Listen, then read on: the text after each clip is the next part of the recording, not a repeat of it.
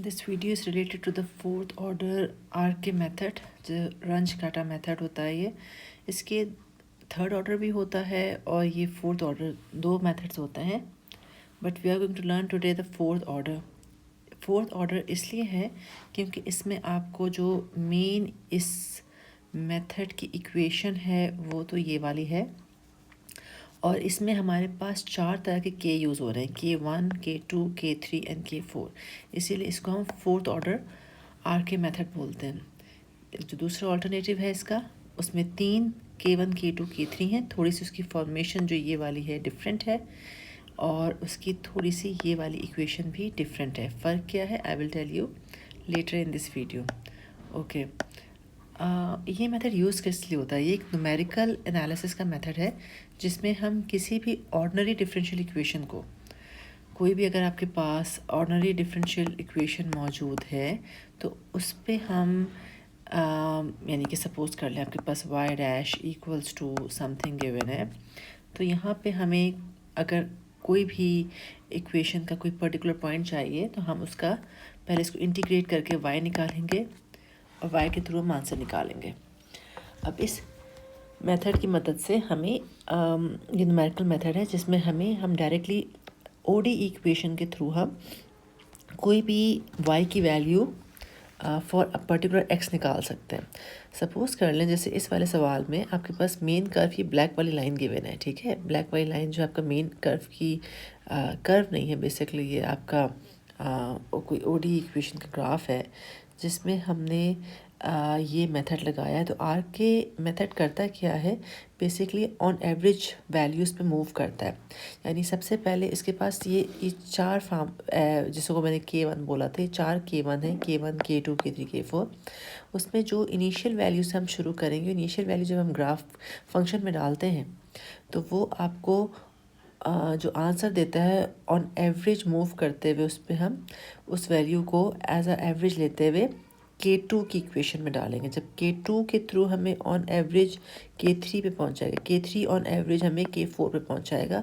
तो इससे ये होता है जो हमें जो x की फाइनल वैल्यू चाहिए होती है, y की किसी पर्टिकुलर x पे जो हमें आंसर चाहिए होता है, तो हम उसको ये वाला आंसर ये हम जल्दी अप्रोच कर जाते हैं without actually finding the actual equation, ठीक है ना।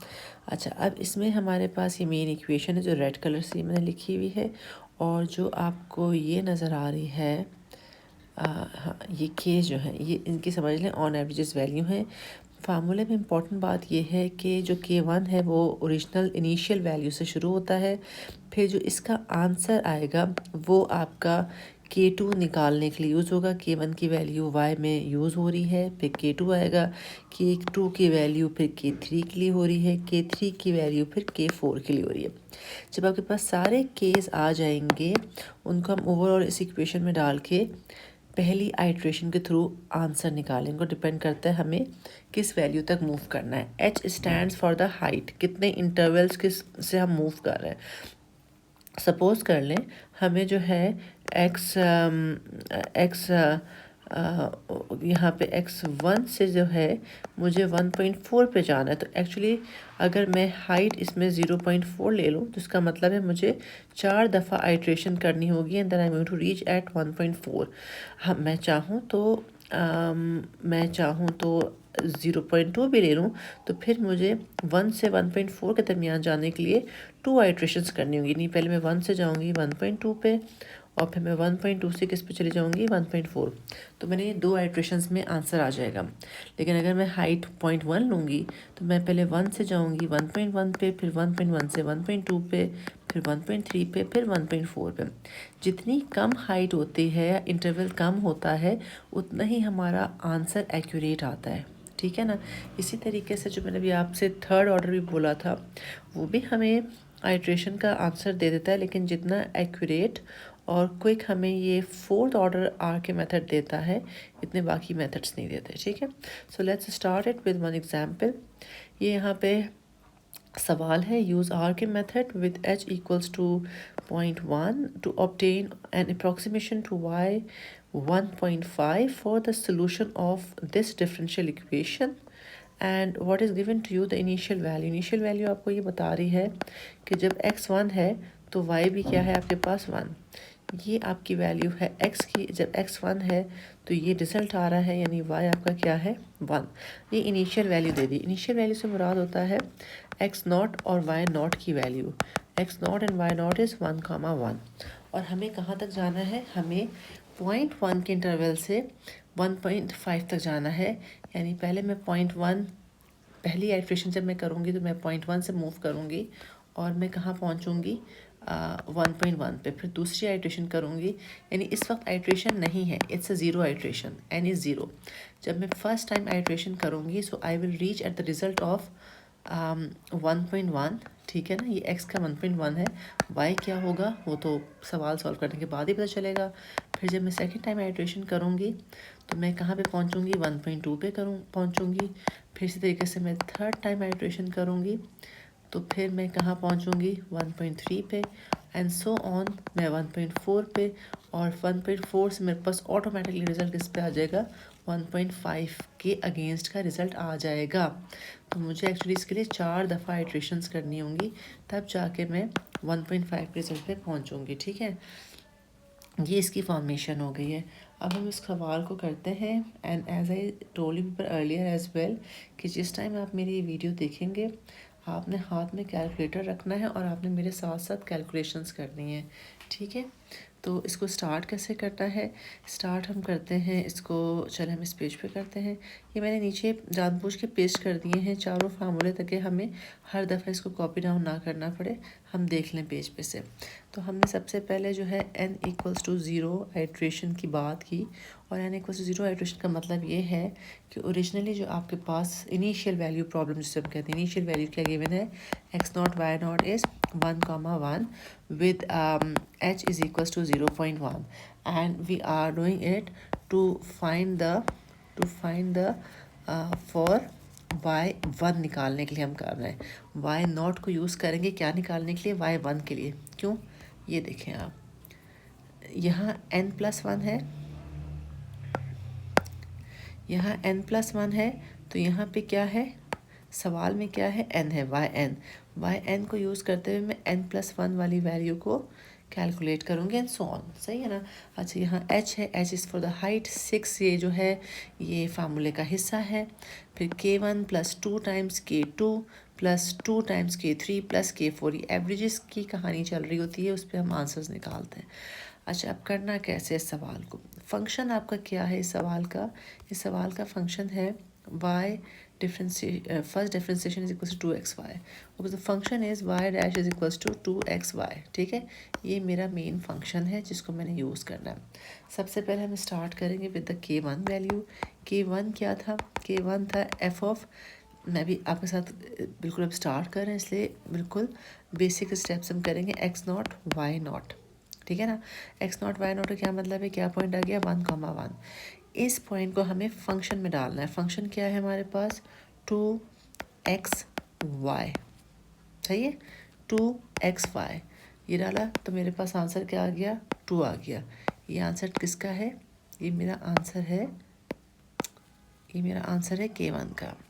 अब मैं जाऊंगी k2 की तरफ। सो k2 इज़ f ऑफ, क्या था k2, ये कि मैंने नीचे देख लें, मैंने ये टाइप किया हुआ है already, it's xn plus half h। तो इस वाले केस में xn का मतलब है x नॉट। ठीक है, x not plus half h हो जाएगा, और y not plus half h k1। यानी कि मुझे जो वैल्यू फंक्शन में डालनी है, x की वैल्यू डालनी है मुझे 1 प्लस हाफ h क्या है 0.1, और y की वैल्यू क्या डालनी है मुझे 1, ये 1 कहाँ से आ गया, y नॉट। ठीक है ना, y नॉट क्या है इस वक्त मेरे पास 1 है, 1 प्लस हाफ h इस 0.1, और k1, अब देखें k1 की वैल्यू मेरी सबसे पहले यहाँ सब्स्टिट्यूट हो गई। अच्छा, इसको हमने सॉल्व किया तो मेरे पास k2 का आ गया कि जो k2 के x और y कोऑर्डिनेट्स हैं वो क्या आ जाएंगे मेरे पास, जब मैं इसको सॉल्व करूँगी that will be 1 plus half of 0.1 is यहाँ सिंप्लीफाइड मैंने यहाँ नहीं किया हुआ है, तो ये क्या बन जाएगा 1। Okay, let me open the calculator quickly.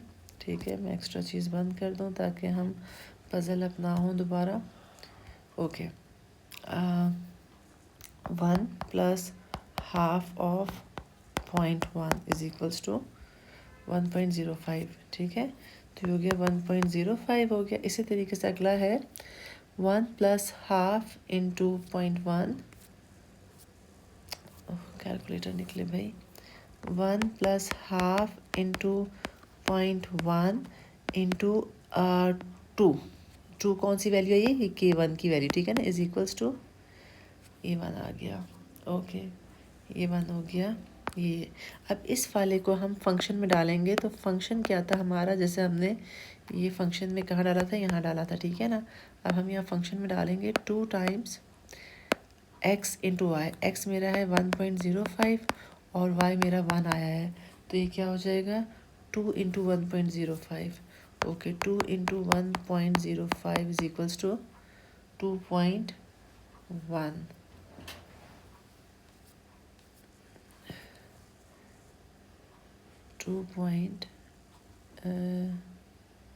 अच्छा, ये थोड़ी सी 1.1 होना चाहिए। ये देखें, कोई गड़बड़ हो गई मेरी प्लस माइनस में।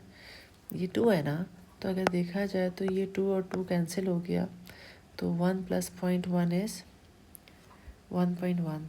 अब मुझे 1.1 डालना है यहाँ पे। Okay, so that would be 1.1।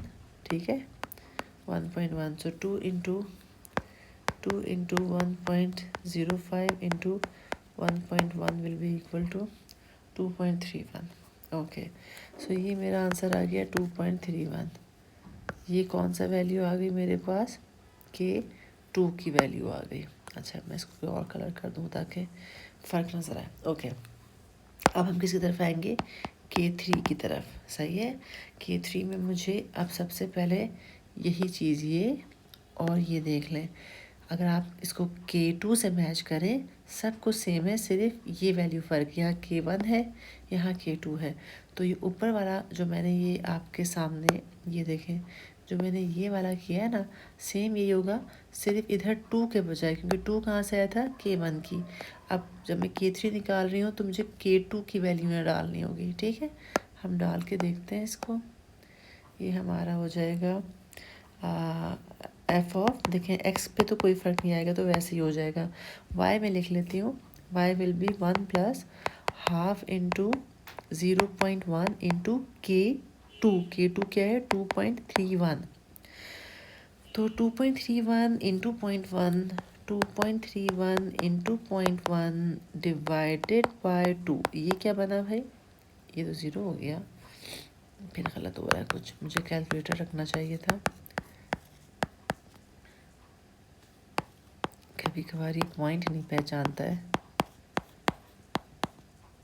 हाँ, 0.116, और इसमें जब मैं 1 ऐड करूँगी तो 1.116, तो ये अब मेरे पास क्या आ गया 1.116, और यहाँ हो जाएगा 1.05। सही है, अब आपने इसको फंक्शन में डाल देना है। फंक्शन क्या है हमारे पास, ठीक है, फंक्शन में डाल रही हूँ तो इसे मैं हाईलाइट कर दे रही हूँ। फंक्शन हमारे पास है 2 टाइम्स एक्स वाई 1.05 इंटू 1.116। अच्छा, और मैंने कहाँ डाला है, मैंने यहाँ डाला था 2 इंटू दिस, और मैंने कहाँ डाला था, यहाँ डाला था 2 इंटू 1 इंटू 1। सही है ना, अब मैंने इसको फंक्शन में डाला, तो फंक्शन में 2 into 1.05, 2 into 1.05 into 1.116 is equals to 2.344, 2.344।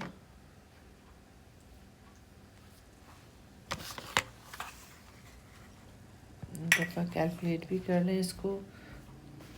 1 plus 1 divide by 2 into 0.1 into 2.31 is 1.1155।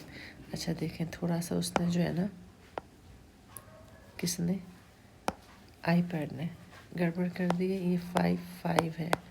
अब जब मैं इस वैल्यू को इसमें डालूँगी, दिस इंटू 1.05 इंटू 2, तो ये आ रहा है 2.34255। सही है। चल, अब मेरे पास 3 चीज़ K1 K2 K3 आ गया है। अच्छा, ये वापस से ये जो मैंने यहाँ पे ओके, ये 1.1 था। सही है। ऑलराइट, अब हमने निकालना है K4। तो अब K4 क्या है?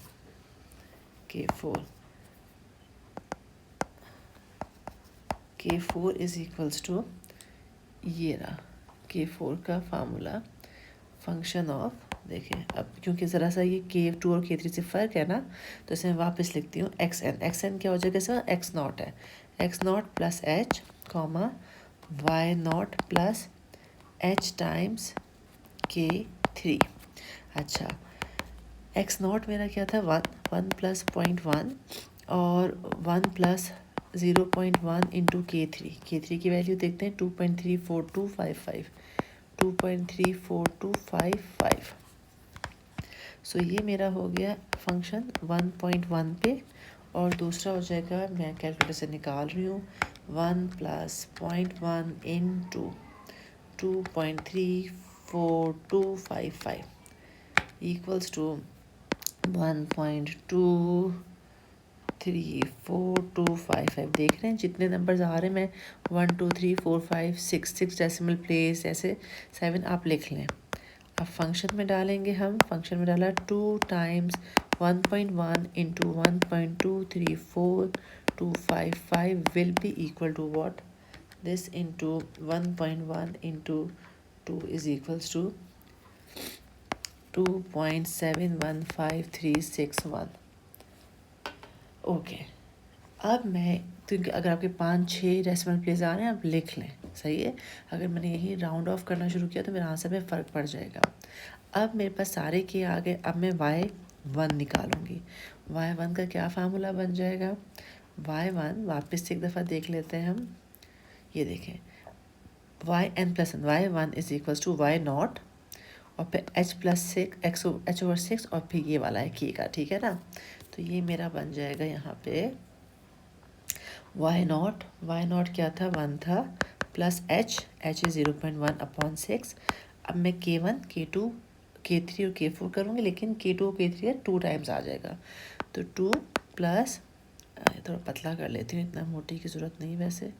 ठीक है, हाँ चलो, 2 प्लस 2 टाइम्स K2 की वैल्यू क्या थी? K2 की वैल्यू थी मेरे पास 2.31 plus 2 times K3 which is 2.34255 plus 2 times K4, नहीं सॉरी 2 टाइम्स बिल्कुल भी नहीं है, ज़रा मिटा दें इसको, 2.715361 ठीक हो गया। इस पूरे को हमने कैलकुलेटर में डाला and I got the answer 1.23367735। इसको अब आप 4 डेसिमल प्लेस तक ले लें। अच्छा, अक्सर सवालों में मेंशन होता है कितने डेसिमल प्लेस तक लें। अगर नहीं है तो फॉर अ सेफ साइड आप 4 तक तो ले ही लें, या ना 4 से 5 ले लें। ठीक है, तो इसको अब मैं ले लूँगी 1.233 1 2 3 ले लिया ना, तो 7 कर देती हूँ। ठीक है, तो अब मेरे पास यहाँ से जो मेरे पास ये आ गया, तो अब यहाँ से मेरे पास किसकी वैल्यू आ गई? मेरे पास आ गई x। अब देखें, अब मैं यहाँ से अब सेकेंड आइट्रेशन की तरफ बढ़ूँगी। जब मैं n इक्वल्स टू 1, यानी सेकेंड आइट्रेशन नहीं, वो तो इनिशियल पे हमारा था ना, तो जब मैं n1 पे जाऊँगी तो n1 के लिए मेरे पास x1 और y1 क्या हो जाएगा? ये देखें, x1 क्या होगा? पहले क्या था? x था, जो x0 था वो 1 था, और हाइट बढ़नी थी। रिमेंबर आई टोल्ड यू, जितनी हाइट होती है उतने हम x के इंटरवल्स के हिसाब से बढ़ते हैं। 0.1 था, तो अब मेरे पास कोऑर्डिनेट आ गया 1.1 कॉमा y1 क्या आ गया? 1.2337। 1.2337 एंड दिस आई एम, ये मेरे पास कोऑर्डिनेट्स आ गए, ठीक है ना। And this I am going to use to find what to for y2 निकालने के लिए मैं काम करूँगी, इनके कोऑर्डिनेट्स लूँगी। कैसे लेंगे इसको वापस से करते हैं, एक मैं आपके साथ प्रॉपर करते हैं, उसके बाद वाले में आंसर लिखूँगी, आप कीजिएगा और मैच कर लीजिएगा, ठीक है। अब जैसे मैं अगर k1 ले रही हूँ, k1 क्या था, फंक्शन ऑफ, अब हाँ मैंने x0 लिया था ना, अब मैं लूँगी x1 y1, ठीक है। अब क्योंकि जब मैं 2 के लिए काम कर रही हूँ तो अब मैं 1 लूँगी, एक प्रीवियस लूँगी। तो और एक प्रीवियस वाला क्या है 1.1 कॉमा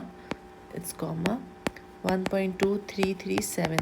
अब फंक्शन में डालूँगी मैं, तो 2 टाइम्स 1.1 इंटू 1.2337, तो ये मेरा आंसर आ जाएगा। इससे मेरा आंसर क्या आया, 2.71 1.2337 इंटू 1.1 इंटू 2, ठीक है, 2.71414। ये मेरे पास किसकी वैल्यू आ गई, k1 की। अब इसको यूज़ करते हुए मैं k2 निकालूंगी, तो k2 आपका आ जाएगा, जो k2 के कोऑर्डिनेट्स होंगे ना, वो आपके x कोऑर्डिनेट क्या आ जाएगा आपका 1.10 प्लस, देखें k2 क्या है, ज़रा गौर करें, xn, यानी कि अब ये xn क्या है, x1 है प्लस हाफ ऑफ हाइट, तो x1 क्या है इस वक्त 1.1, चलें आप 0 हटा दें, 1.1 प्लस हाफ ऑफ 0.1, ठीक है ना। ये x की वैल्यू आ जाएगी, और इस x की वैल्यू में जब मैं y डालूँगी, y क्या हो जाएगी, मैं जनरल फॉर्म लिख रही हूँ ना, आप इसको कैलकुलेट कर लीजिएगा, वो हो जाएगी 1.2337 में plus half of HK1, half of HK1 2.71414। इसको मैं, अब ये जो आंसर है, अब इससे मैं क्या करूँगी, 2 टाइम्स x और y था ना, तो अब आप ये देखें, इसमें आपने x में क्या डालना है, ये पूरी चीज़ x में आ जाएगी, और y में जो ये है ना, ये y का कोऑर्डिनेट इधर आ जाएगा, ये y है और ये x है। तो फाइनली आपका जो इसका आंसर आ रहा है k2 का, वो आएगा 3.149636, ठीक है। ये मेरे पास आ जाएगा k2 का आंसर। फिर उसके बाद हम जाएंगे k3 की तरफ, okay, one more page, k3 will give me answer. अब मैं आंसर्स लिख रही हूँ, आप इसको मैच करें और देखिएगा। अच्छा, मैं लेकिन एक मैं और कर देती हूँ, फिर अगले में ज़रा सा कोई आंसर लिखूँगी ना, वीडियो फजूल में लंबी हो जाएगी, और आपकी देखें ये वाली चीज़ तो x की तो सेम हो जाएगी, क्या 1.1 प्लस हाफ ऑफ 0.1 हो जाएगा। y की वैल्यू देखें जो पीछे मैंने सेम रहेगी, सिर्फ यहाँ पे मैं कौन सी डालूँगी, अब ये वाली डालूँगी, क्योंकि ये तो मेरी k1 थी ना, अब k1 डाली थी मैंने k2 के लिए, अब मैं k2 की वैल्यू डालूँगी k3 के लिए, तो ये मेरा हो जाएगा 1.2337 प्लस 0.1 इंटू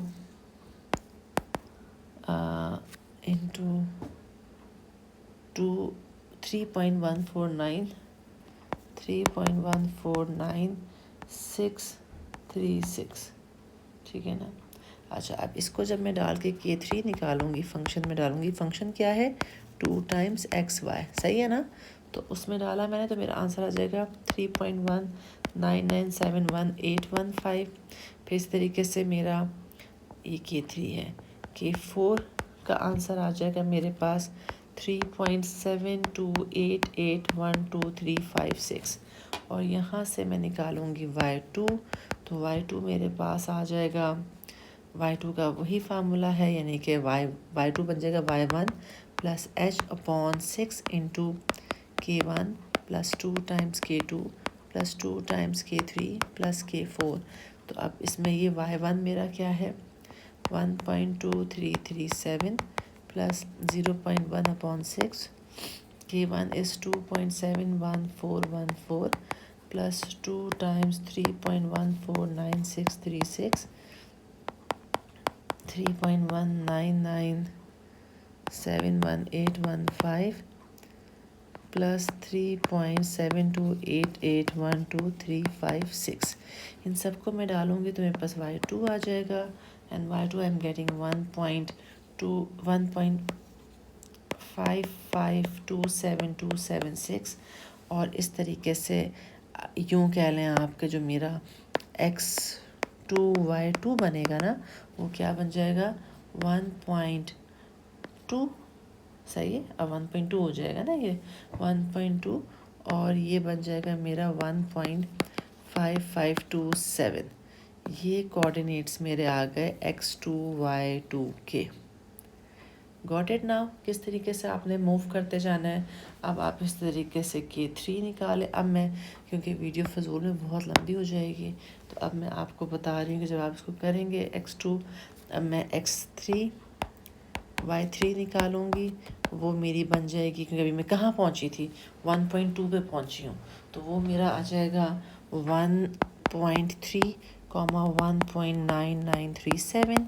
फिर आपने निकालना है x4 y4, वो आपका क्या आ जाएगा x4 y4 आपका आएगा 1.4 comma 2.6117 and at the end जब आप इस वाले को जब आप इस पे पूरा प्रोसेस करेंगे ना ये RK4 का तो वो आपको दे देगा y5 देगा।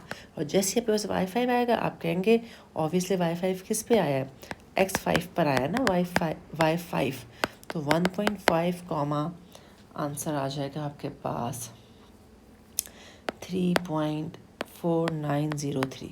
और फिर मैं कहूँगी जो आपके पास एक्चुअली आंसर आ रहा होगा ना वो आएगा तो बड़ा सा जैसे ये आ गया, ठीक है ना। फिर इसमें से आप 4 डेसिमल प्लेस तक लिख के अगली आइट्रेशंस के लिए हम वो ले रहे थे। ये वाला आंसर नहीं था, इससे बड़ा था लेकिन हमने 4 आइट्रेशन पे 4 डेसिमल प्लेस पे लेके उसको फर्दर आइट्रेशंस में यूज़ किया। So that is going to be your final answer for this question. ठीक है, I hope it is clear.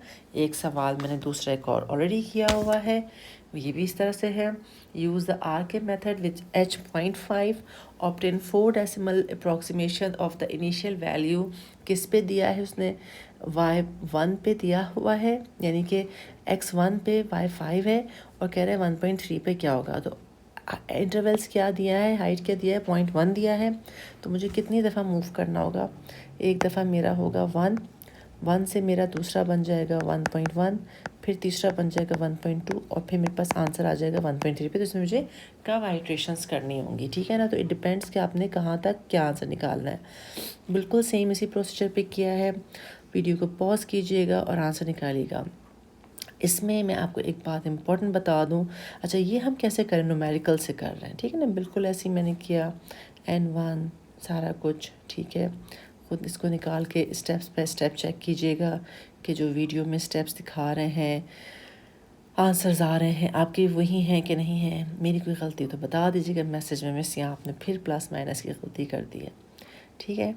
ये इसका आ गया, थोड़ा थोड़ा मूव करें। ओके, ये आपका आंसर आ गया क्योंकि मुझे 1.3 तक जाना था तो बस N3 की तो ज़रूरत ही नहीं पड़ी, बस उसी पे आंसर आ गया। I do not need to do that part क्योंकि जैसे ही मैंने ये किया तो यहाँ से मेरे पास ये आंसर आ गया। सही है ना, समझ गए आप। अच्छा, बताना क्या चाह रही हूँ, ये तो आंसर आ गया है। अब ये मैं आपको आपकी नॉलेज के लिए बता रही हूँ। कभी कभार सवाल आता है कि एनालिटिकली सॉल्व करके देखें कि क्या सोल्यूशन सही है कि नहीं है।